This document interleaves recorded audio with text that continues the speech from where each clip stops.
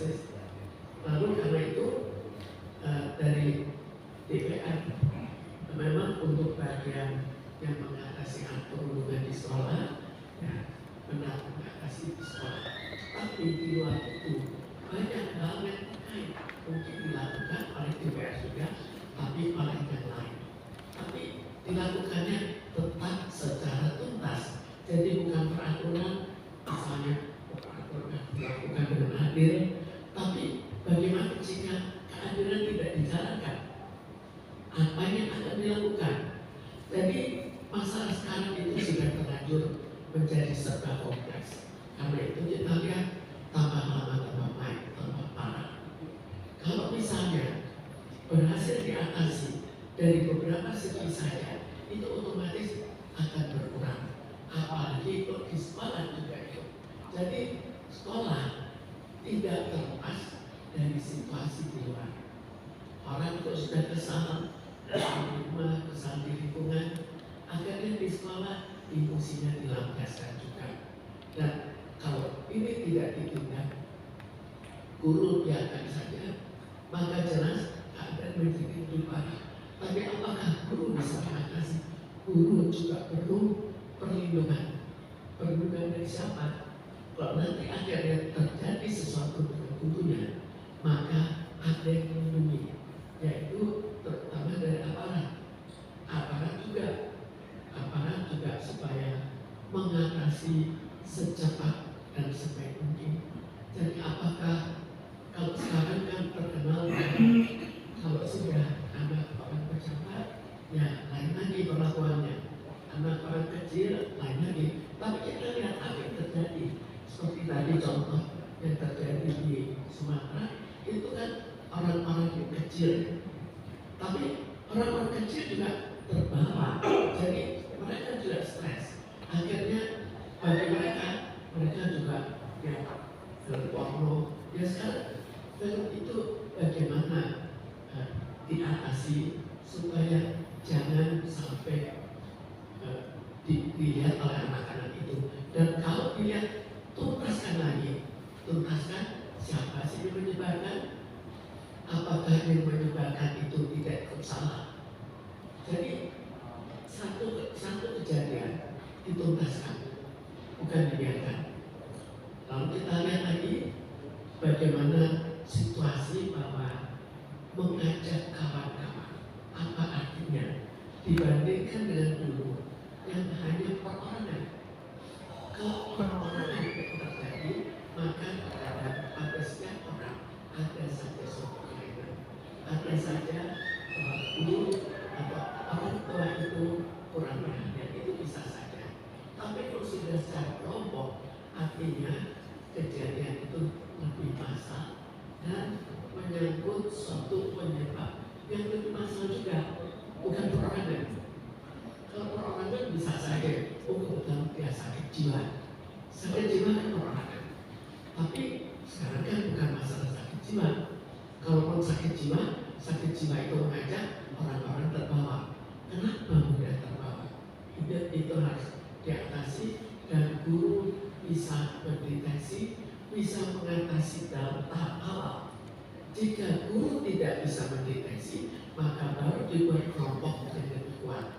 Kelompok yang memiliki kemampuan dalam bidang kejiwaan yang lebih tinggi.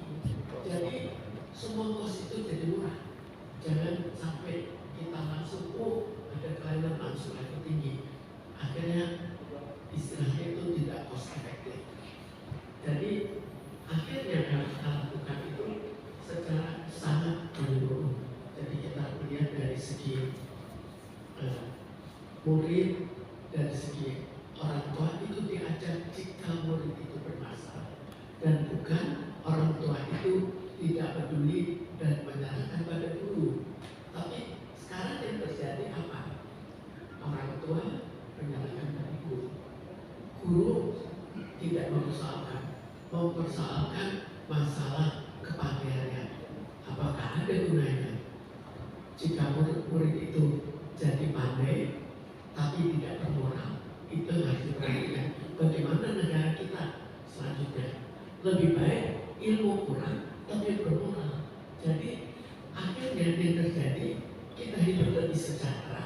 dan nantinya otomatis akan berkembang ilmu itu. Karena kita tahu sendiri bahwa ilmu yang diajarkan di sekolah bukan otomatis dipakai. Jadi artinya kalau mereka bermoral baik saja, nanti mereka bisa berkembang sendiri, bisa berkembang di luar, bisa berkembang di perusahaan di mana dia bekerja, bisa berkembang karena dia wira swasta. Semua itu memungkinkan karena perkembangan jiwa bukan terjadi hanya di sekolah. Sekolah itu salah satu, tapi salah satu ini diabaikan. Ini sangat disayangkan. Kita kembali, sekolah harus memperhatikan segi moral dan segi pelajaran, bukan pelajaran saja, tapi bukan semua murid diatasi moralnya, karena tidak semua murid moralnya buruk. Tapi kita seleksi, oh ini kurang baik, ini kurang baik, ini moralnya sudah sampai membuli. Itu kan bisa kita tarik secara bertahap dan kita atasi mulai dari hulu lalu diatasi pada level yang lebih tinggi. Jadi kelihatannya semua itu yang kurang berjalan adalah di lapangannya. Peraturan boleh dilakukan, tapi peraturan tidak dijalankan. Tapi tidak dijalankan itu tidak dilihat kenapa tidak dijalankan. Jadi jangan kita juga mempersalahkan sekolah. Sekolah itu juga kadang-kadang sekolah boleh dipersalahkan, bukan tidak, tapi dalam proporsinya dan juga murid-murid dan peraturan pendidikan, bahwa pendidikan ditekankan untuk juga mempersoalkan moral dari murid-muridnya, dan bukan hanya mempersoalkan tapi mengatasi moral dari murid-muridnya. Karena di sini kita kembali, orang tua harus dilibatkan jika moralnya kurang baik. Tapi seandainya polisi misalnya, polisi betul-betul mengatasi, maka jelas hal ini akan berkurang. Kita lihat saja apa yang terjadi di orang-orang yang mereka bunuh. Itu ada dua kategori. Jadi bagi mereka memang seperti misalnya mereka masuk penjara, mereka anggap itu bukan hukuman, tapi penggendengan dari senior-seniornya, sehingga nanti mereka keluar sebagai preman yang berat. Itu yang terjadi. Kecuali kalau misalnya itu dibina, jadi ternyata pembinaan di penjara memang kurang, dan mungkin juga ada kesalahan. Kalau kita bandingkan misalnya di Singapura, itu pada saat awal sudah masuk penjara tapi bukan penjara. Di situ mereka dibina, diberikan pekerjaan, dilihat penyebabnya apa, kalau tidak ada pekerjaan diberikan skillnya, tapi mereka belum suatu parah. Jadi kalau mereka mengatakan, oh kita membina orang-orang yang berpenjara berhasil, sebetulnya memang berhasil betul, tapi yang mereka anggap adalah masih tinggi, masih belum parah, sudah ditangkap. Ya, jadi intinya bahwa pendidikan tinggi itu dari sekolah ya, dari sekolah ya. Jadi sebetulnya memang dari anak-anak bisa, tapi kalau sekolah ada. Terima kasih berikut pada komunikasi. Untuk pertanyaan kami usahakan 4 pertanyaan. Penanya yang pertama Rijal, Munir, Danir, Zulfasli. Silakan. Rijal Mantovani. Dari mana ini? Dari Assalamualaikum warahmatullahi wabarakatuh. Saya Rizal Siregar dari Harian Persota. Pertanyaan saya Pak dan Bu, apakah ini karena adanya kurikulum merdeka? Saking merdekanya, jadi anak-anak itu ya bebas melakukan apa saja. Namanya juga merdeka. Merdeka di kelas, merdeka di luar, mereka melakukan apa saja. Ini mungkin perlu dikoreksi. Paling tidak karena merdeka ini berbeda. Sekolah satu sama sekolah lain Beritanya doang. sikapnya kepada sekolah kita itu ribuan, bahkan kita terhitung saking banyaknya yang mesti itu ke depan setelah pemerintahan baru lebih mantap lagi. Yang kedua, boleh ini Pak mungkin pengaruh film juga Pak. Dulu saya ini pelaku Pelaku bullying. itu memang orang dewan, karena kami melihat film contoh. Ayo kita orang dewan, oke, nggak perlu diperlakukan. Ya, kalau artinya apa? Kita sangat hormat sama guru. Kita di luar tidak mengampuni sekolah, kita buka baju biasa, lepaskan semua baju, ya kita main aja. Boleh kawan-kawan. Yang kalah ya udah selesai. Tapi itu di Medan. Yang ketiga, ini lebih bahaya lagi pertanyaan saya ini. Di mana kita masuk ke sekolah, gurunya yang membahayakan. Artinya sudah tidak ada lagi jenis kelamin. Di mana menurut kita, anak kita selepas kita ada di luar negeri Bu, apa mungkin masuk ke Indonesia, akan diajari bagaimana mereka itu suka jenis kelamin apa. Ini akan dididik oleh gurunya. Lu mau jadi kelamin apa? Kita akan bantu. Ini ada di Belanda. Karena menyangkut pendidikan kita, kan sekolah kita banyak Pak. Dari Sabang sampai Merauke. Ada nggak guru kita yang berpenyakit seperti itu? Ini bahaya. Dan bagaimana cara mendeteksinya ke depan? Jangan sampai budaya asing itu yang mencintakan gender itu masuk ke Indonesia. Saya pikir itu. Assalamualaikum warahmatullahi wabarakatuh. Salam. Sini. Sini.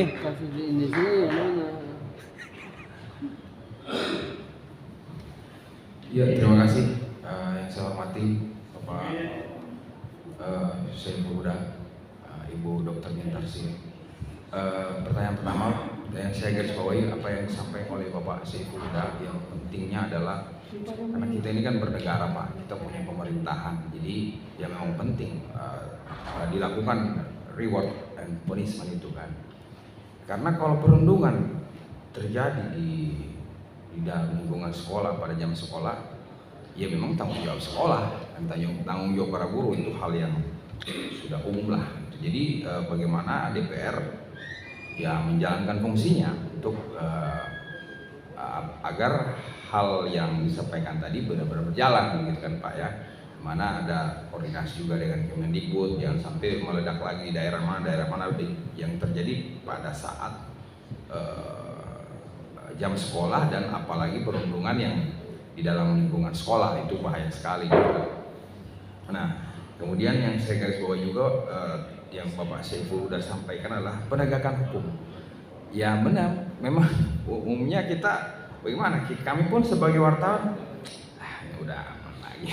Jadi kagak jalan gitu Pak. Padahal kita banyak, nah kita semua tahu banyak berita-berita yang masih ngambang gitu, menggantung karena tidak adanya kepastian hukum seperti itu. Nah, kemudian ke Ibu Mintarsi, yang paling menghebohkan karena mungkin ya bukan mungkin ya, memang informasi kita sudah berbeda dengan saat dulu gitu ya. Jadi sangat cepat dan sangat banyak, beragam, sehingga tiba-tiba muncul sampai kita pun tahu bahwa di dunia dokter spesialisasi itu saja sampai terjadi hal yang mengerikan seperti itu gitu ya. Saya pun sebagai orang awam dalam dunia kedokteran, sampai begini mau ambil spesialisasi saja, luar biasa mengerikan gitu ya, perundungannya sampai orang bisa kehilangan nyawa gitu. Kira-kira Ibu yang lebih berpengalaman di dalam dunia kedokteran ini, bagaimana caranya agar hal itu jangan sampai terjadi dan sampai berulang, dan kenapa harus ada seperti itu gitu kan, sampai berulang-ulang gitu, dan terbongkarnya pada saat orang udah kehilangan nyawa gitu. Kasihan calon dokter spesialis, tapi bahkan di podcast itu saya nonton yang diungkap di Deddy Corbuzier, wah mengerikan sekali, lebih baik gak jadi dokter gitu kan, lebih baik tidak jadi dokter spesialis. Sampai wah pokoknya ya itu aja dulu. Terima kasih.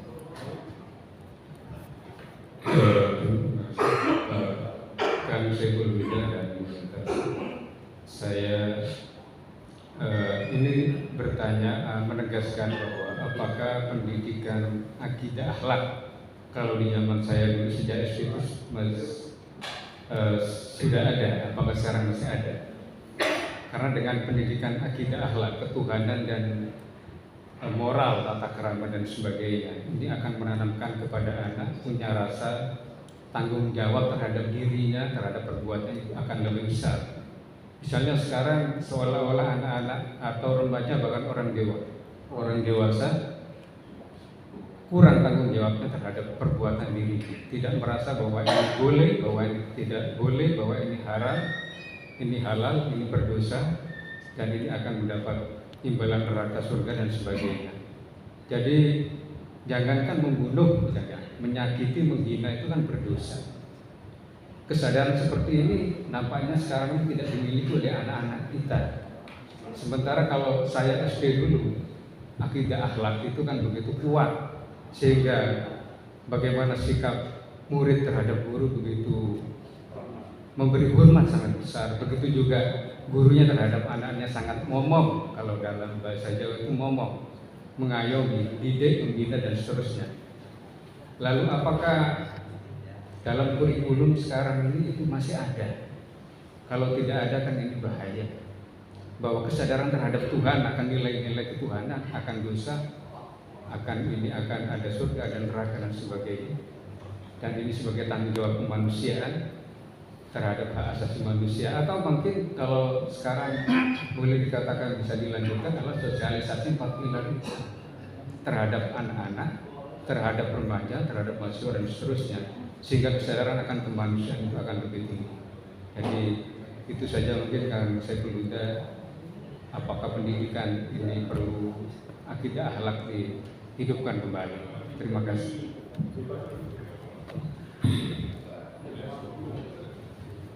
Terima kasih Pak Agus untuk Pak Saiful dengan rekomendasi. Dalam pemahaman saya, bullying ini sangat tinggi anjurnya untuk mengurusi dokter spesialis.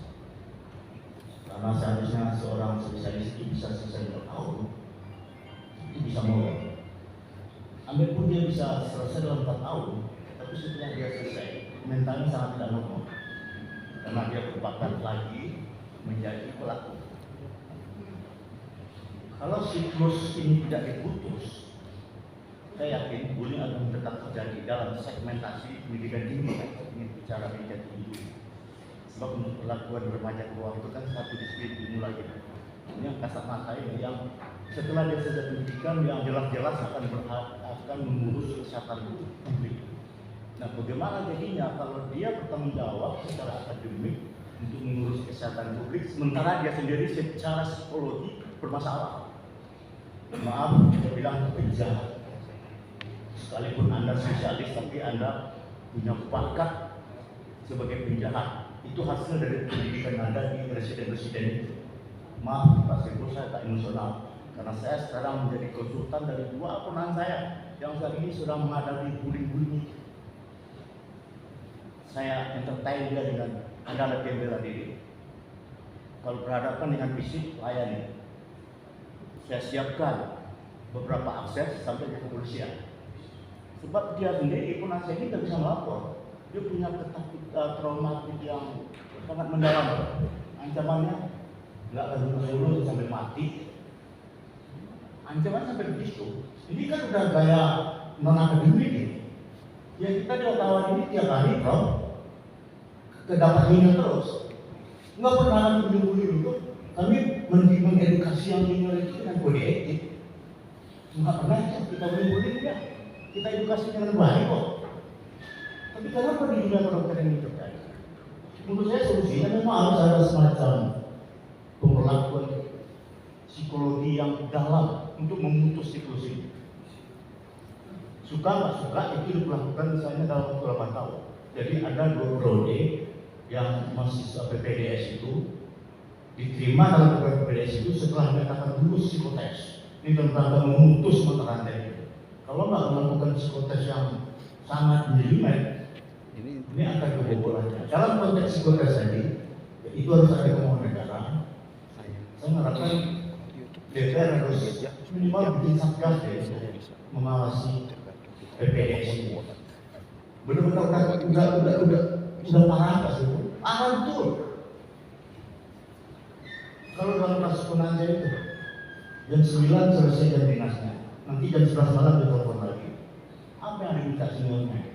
Entertain dia, pergi ke gelap musik, bayarin. Itu tuh kurang ajar banget. Udah keterlaluan, udah nggak ada di situ unsur manusiawinya, udah kejam. Saya paham, mereka itu bukan korban. Sekarang dalam posisi dia dan tahun kedua, tahun ketiga, dia di sini, tapi tetap rasa. Jadi memang harus ada pemutus mata rantai. Nah, kita percaya sains atau ilmu bisa mengatasi itu. Saya betul. Ya, persoalan agama itu tidak bisa ditawar ya, sudah pasti. Tapi harus ada sentuhan lain, sentuhan akademik. Ini kan berkaitan dengan profitasi. Ada nggak formulasi psikotes yang bisa menyelesaikan orang sehingga orang-orang itu memang ideal menjadi duta sosialis?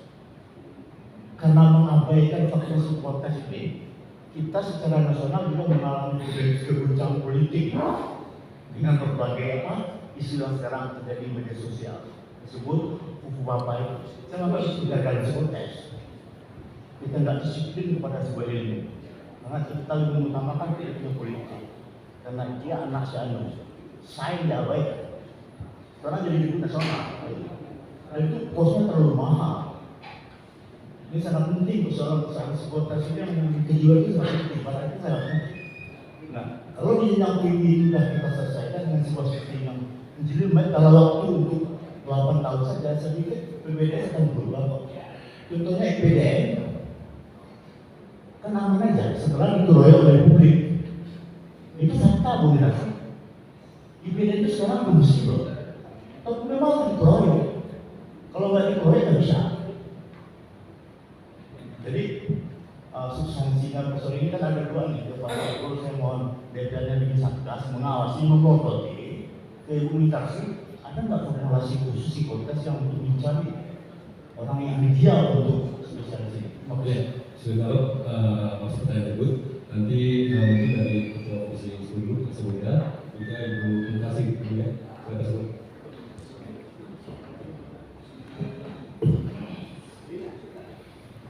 Terima kasih Bang Rizal, Bang Daniel, Mas Munif, Pak Zul, Pak Universitas.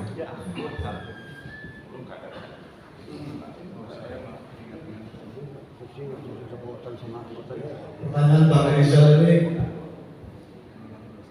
memang butuh waktu untuk dijawab. Soal negara-negara kurikulum merdeka memang Meneruskan ininya JK ini. saya ditanya berkali-kali Bang Rizal menyangkut soal kurikulum, soal Merdeka Belajar dan Kampus Merdeka. Sebagai tanggung jawab politik pendidikan, memang sebagai program memang belum bisa dievaluasi sepenuhnya karena masih butuh waktu. Merdeka Belajar dan Kampus Merdeka ini kira-kira baru efektif berjalan ini kan 2 tahun 3 tahun ini. Terlebih kemarin terinterupsi karena COVID. Jadi kalau ada pertanyaan apakah Merdeka Belajar dan Kampus Merdeka dengan 27 episodenya itu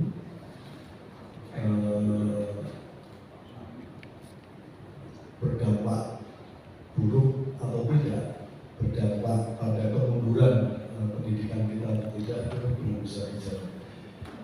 Kira-kira kita masih harus agak bersabar menunggu waktu 3-4 tahun ke depan baru bisa dievaluasi secara jernih apakah ini akan berdampak pada pemunduran capaian pendidikan kita dibanding yang dulu dan seterusnya.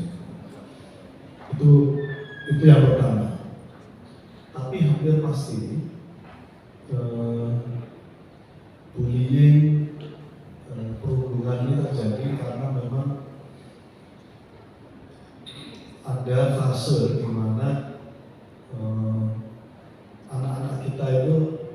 punya kiblat di luar apa yang selama ini menjadi kiblat kita waktu kecil. Jadi ada media, ada medium di mana anak-anak ini punya rujukan baru dalam berperilaku di luar perilaku yang dicontohkan, yang diteladankan oleh bapak ibunya atau lingkungan keluarganya. Rujukan baru itu adalah rezim tadi, rezim media sosial yang menimbulkan aksi pornografi yang luar biasa, betul-betul tidak bisa dikontrol sebenarnya. Itulah yang menurut saya, kesimpulan sementara saya, pemerintah betul-betul harus memproteksi itu, mereka yang kelas SD, SMP, SMA jangan sampai bisa mengakses dengan mudah platform-platform yang menimbulkan konten aksi pornografi. Yang kedua dari pertanyaan menyangkut soal faktor film, ya salah satunya itu tadi. Jadi memang betul-betul dulu kalau menjadikan film sebagai pengaruh kita berbuat sesuatu waktu kita masih remaja itu kira-kira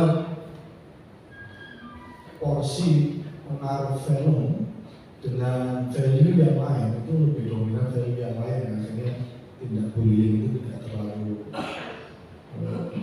marak waktu kita masih kecil, masih remaja. Dalam konteks itu hari ini berbalik. Jadi media film yang sering kita sebut sekarang sebagai media visual, YouTube dan seterusnya, yang betul-betul kontennya sangat dominan kekerasan, maksudnya sampah semua. Nah, saya tuh heran, begitu banyaknya konten yang sampah yang melahirkan bullying, berhubungan, tindak kekerasan seksual, itu di Indonesia begitu mudahnya diakses. Itu aja, itulah yang menurut saya sekali lagi meminta pemerintah betul-betul concern terkait dengan ini, dan dengan cara konten yang begitu harus dihilangkan, jangan sampai masuk ke Indonesia. Apakah bisa? Sangat mudah, sangat mudah pemerintah memproteksi konten yang beraksi berdiri, konten yang muatannya porno aksi, pornografi itu bisa. Ini tinggal melihat aja. Saya merasa semua platform menyediakan itu dengan mudah masuk ke Indonesia.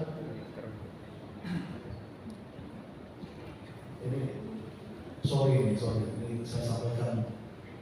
Jangan-jangan memang ada pihak-pihak yang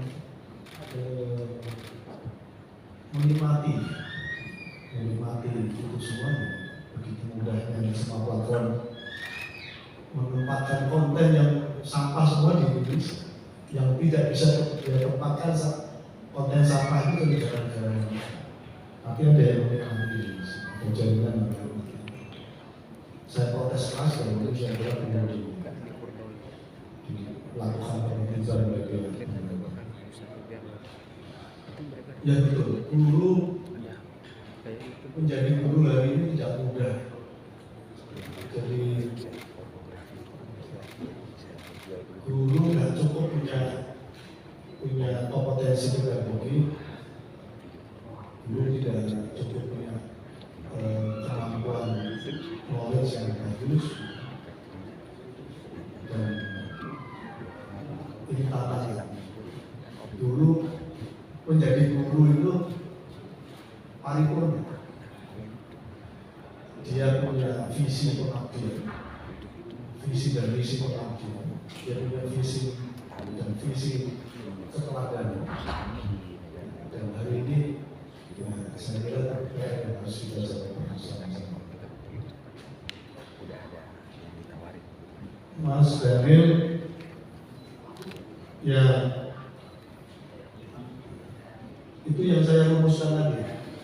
Saking pengen penegakan reward punishment itu terjadi, dan lalu secara natural semua pihak merasa bahwa siapa yang harus bertanggung jawab itu adresnya ada. Kalau sekolah ada satuan pendidikan yang tingkat bullying tinggi, dia yang harus bertanggung jawab. Tapi sebagai sebuah ekosistem, sekolah adalah bagian dari kesatuan pemerintahan daerah, bagian dari pelaksanaan regulasi dari pemerintah pusat dan seterusnya. Dan pada konteks itu, saya merasa kalau ada daerah yang tingkat bullying tinggi, kira-kira pemerintah bisa melakukan reward dan punishment dengan cara salah satunya tadi. Kalau tingkat perundungannya tinggi, ya punishmentnya dengan mengurangi dana TKDD-nya. Dalam konteks TKDD pada konteks pendidikan. Jadi kalau terjadi banyak bullying di dalam pendidikan, TKDD dalam pendidikannya diturunkan dan seterusnya. Penegakan hukum, ya tadi saya tegaskan pada poin saya yang terakhir, siapapun tidak peduli dia anak siapa, penegakan hukum harus setegak-tegaknya dilaksanakan. Ini penting sekali. Ini proses pembelajaran publik yang harus kita jaga, harus kita rawat. Jangan sampai kejadian bullying hilang gara-gara si pelakunya misalnya anak pejabat dan seterusnya. Itu publik hari ini sedang membuka. Dan saya kira pemerintah dan DPR punya tanggung jawab moral dan politik untuk memastikan bahwa hukum harus tegak setegaknya bagi pelaku perundungan atau bullying atau tindak kekerasan seksual ini. Berlatar belakang apapun mereka harus ditegakkan hukumnya. Mas Munif, ini sebenarnya mengalami apa yang tadi saya sampaikan yang pertama. Jadi di pendidikan agama, di lembaga-lembaga pendidikan agama masih ada pendidikan akidah akhlak. Tapi sekali lagi tadi, dia menjadi jalan sunyi di tengah maraknya anak-anak kita bisa berkiblat kepada ilmu yang lain tadi. Kemudian mereka mengakses video YouTube, konten-konten kekerasan dan seterusnya. Dan apa yang disebut oleh Mas Ali itu sebenarnya Mas Uli sebagai semangat pendidikan karakter menjadi penting. Pendidikan karakter dan tidak berbasis apa-apa. Saya masih paling setuju pendidikan karakter yang paling baik hari ini adalah pendidikan karakter yang berbasis agama, kebudayaan dan seterusnya. Nah, pada konteks ini jujur saya akui terjadi transformasi value yang luar biasa, di mana pendidikan karakter itu kira-kira ada tapi porsinya nggak di atas. Porsinya itu kira-kira di paling bawah dari kira-kira perspektif dominan yang soal sosial ekonomi bla kemudian soal akidah dan akhlak. Memang dunia sedang begitu dan saya tidak tahu opsi terbaiknya seperti apa dalam menghadapi dunia yang sangat-sangat tidak mudah juga tiba-tiba meletakkan pendidikan karakter pada level yang paling tinggi di saat tren kebutuhan dan tren kehidupan berjalan di tempat yang berbeda. Dan seterusnya. Pak Zul, saya setuju Pak. Kita harus memutus mata rantai itu. Itu dari tadi termasuk menjadi concern saya bahwa tindakan bullying itu akan melahirkan anak pinak berikutnya. Si korban akan melakukan hal yang sama ketika mereka punya kesempatan suatu saat melakukan hal yang sama, melakukan tindakan kekerasan yang sama juga suatu saat. Nah karena itu saya setuju memutus mata rantai ini terkait dengan pembentukan satgas. Bullying gitu. Sebenarnya bisa saja DPR membentuk satgas, tapi saya termasuk yang berkala secara PUD menyampaikan isu tindak kekerasan ini dari forum rakyat ke rakyat. Dan saya terus sampaikan ke Mas Panggilan ini dalam setiap rakyat. Karena trennya sekali lagi terjadi darurat tindak kekerasan. Nah, salah satu cara memutus mata rantai ini, dari satu sisi saya setuju kalau kalau pemerintah wajib memang. Dan saya berharap Satgas dibentuk oleh pemerintah baru sebagai bagian dari agenda 100 tahun, 100 hari pemerintahan barunya Pak Prabowo menempatkan agenda bullying sebagai darurat dan lalu diumumkan secara terbuka kepada publik bahwa Indonesia sedang mengalami darurat pendidikan, darurat bullying, darurat perhubungan, dan termasuk diumumkan pemerintah akan melakukan proteksi habis-habisan terhadap semua peserta didik anak muda untuk tidak mudah mengakses video-video pornografi dan seterusnya. Saya kira itu.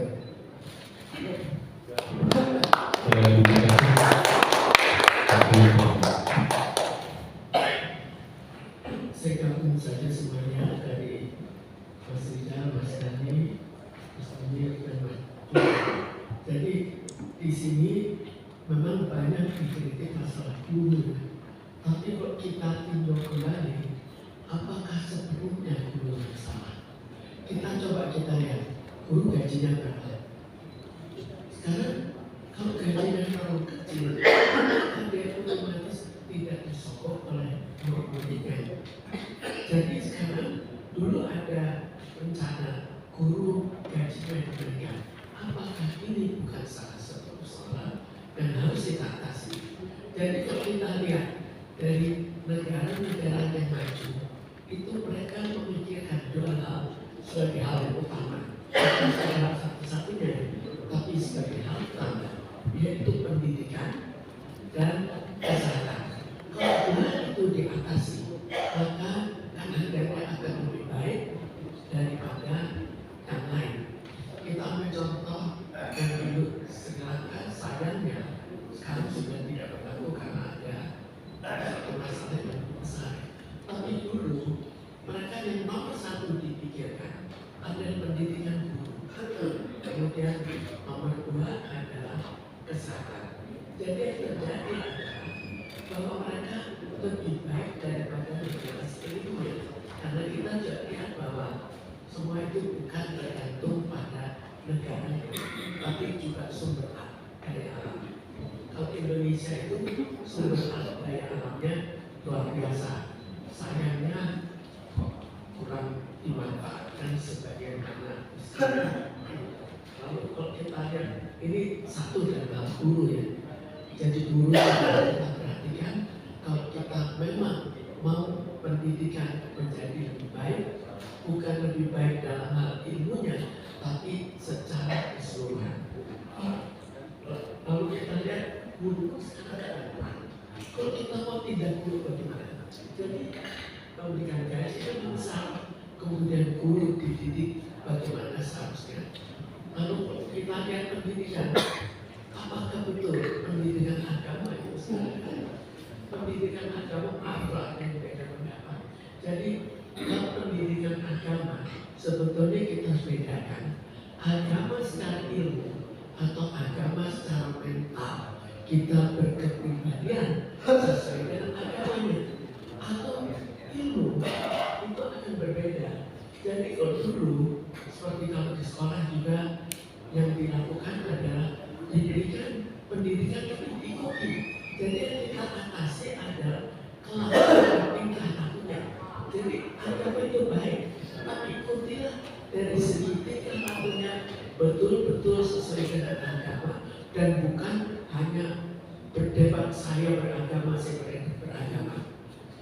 Lalu kita ikuti dalam hal mengakses. Akses itu sesuatu yang mutlak harus dilakukan. Karena tidak bisa dilakukan. Siapa yang berkepentingan? Kalau misalnya film porno tidak dilarang, kalau misalnya film kejahatan tidak dilarang. Lalu kita lihat dari segi kejahatan,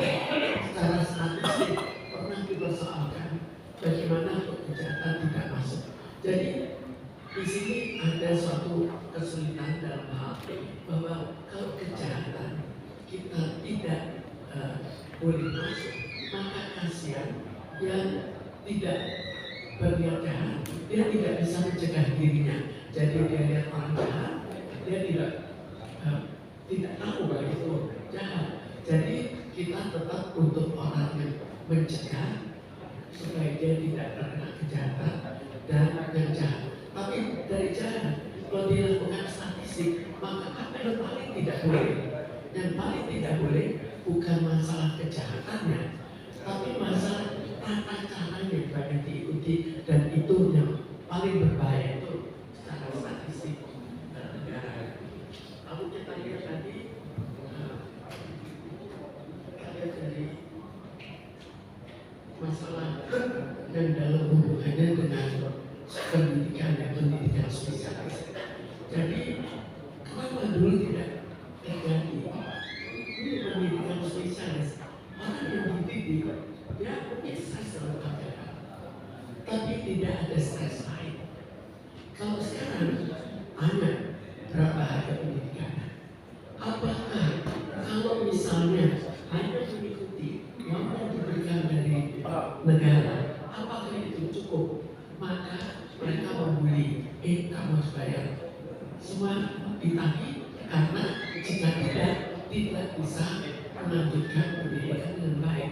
Walaupun bukan membenarkan dan menestesikan akhirnya bunuh diri, itu suatu yang ekstrim. Tapi secara keseluruhan memang ditagih uangnya cukup besar.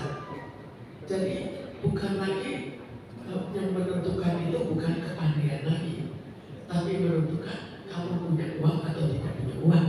Jika punya uang, silahkan melanjutkan. Sehingga muncullah dokter-dokter spesialis yang kurang baik. Sama seperti kita lihat dokter dari luar negeri didatangkan. Apakah itu baik? Sekarang dokter mana yang didatangkan? Kalau dia berprestasi di negaranya, apakah mau dia pindah ke Indonesia?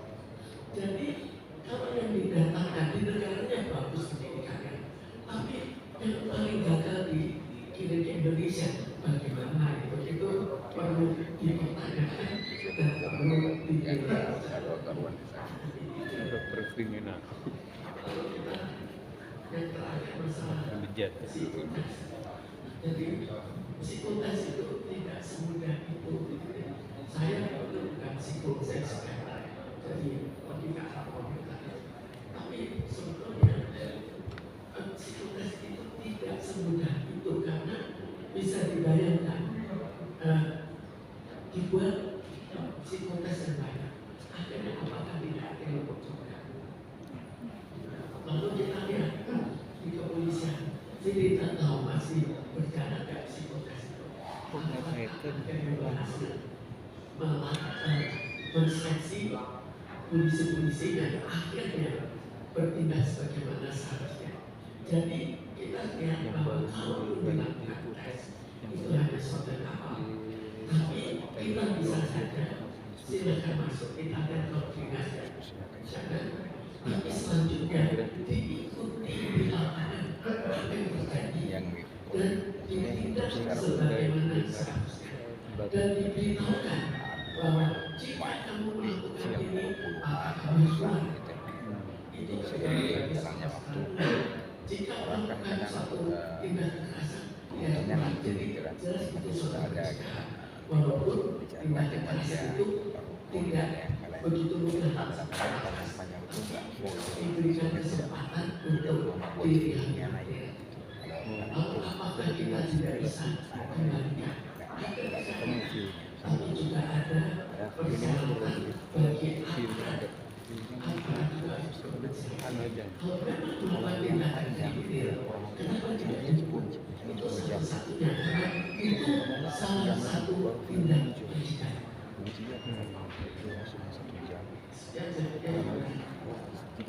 Sudah semakin lalu mungkin tambahnya bahwa kita tindakan seseorang juga banyak tergantung pada stres.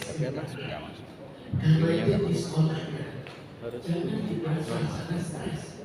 misalnya atau bully itu kan stres. Itu kan bagaimana? Baru masuk mencari siapa yang akan kita bully. Jadi itu stres tersendiri dalam sekolahnya. Tapi kalau itu langsung diberantas secepatnya atau ditindak bahwa jika kamu melakukan kamu akan diskors atau dengan cara apapun, maka jenazah akan berkurang karena ini saya anggap sudah terlanjur terlalu parah. Maka kita hanya bisa melakukan secara serius dan semua aparat ikut dilibatkan, termasuk aparat yang harus mendukung, termasuk aparat yang rehabilitir, termasuk guru, semuanya secara satu kesatuan diatasi. Terima kasih. Terima kasih Bu Mimi atas penjelasannya. Terima kasih juga presentasi dari di demokrasi pada hari ini dan juga dengan diskusi karena ada Zoom dengan fraksi PKB. Dan terima kasih kepada teman-teman yang sudah hadir di diskusi pada siang hari ini. Saya atas pembicara dan terima kasih. Assalamualaikum warahmatullahi wabarakatuh.